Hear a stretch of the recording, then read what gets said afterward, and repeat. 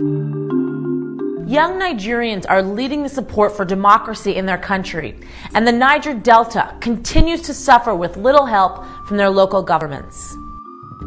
I'm Yasmin Vasugian, and this is the Gallup World Poll.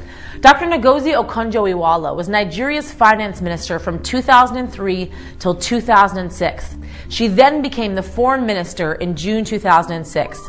She resigned 2 months later and now leads the charge on public opinion polls in Nigeria.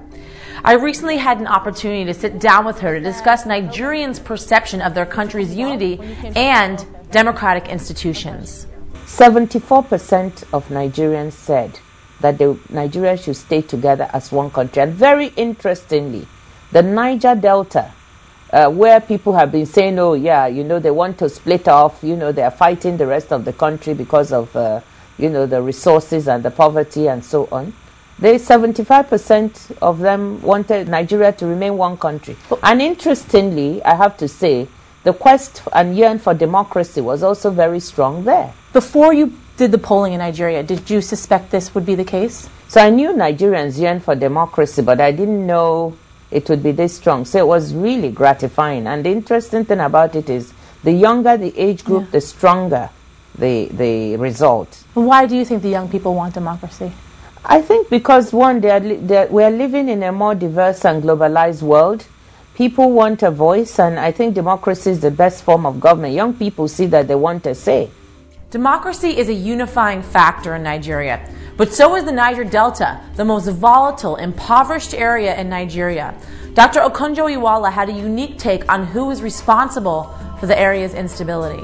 There's absolutely no doubt that the way the Niger Delta has been handled over time has not been the best. And both the government and the oil companies have, in a sense, really failed the people.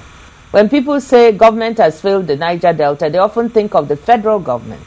And yes, the federal government could and should do more, but their state governments have the resources to do infinitely more than has been done. And I think the key question that the people in the Delta should be asking their governors, their local governments, as well as the federal government is, what have you done with the resources? And what about the oil companies? Because the NOI polls said that 46% of the Nigerians say that the oil companies are not doing enough for the people in the Niger Delta. Right. The oil companies as well bear responsibility. And as I said, both government and the oil companies fail the people, in a sense that environmental issues where the oil companies could have helped clean up better, as they do in other parts of the world. In the early days, nobody really paid attention. And although you can see that from the polls, the people blame the governments more than they blame the oil companies, and I think I can understand that. Earlier this year, Yar'Adua was elected the new president of Nigeria. Now, does this new administration have what it takes to stabilize the situation in the Niger Delta and make sure Nigerians' concerns with their job economy and local and national infrastructures can be remedied? That basically, from what I see of Yar'Adua's program, he has a 7-point program, and many of those points cover the same issues. He's focused on the energy sector. How does he improve delivery of electricity to the country, improve infrastructure? Education is part of his top priorities, so I think they're on the right path.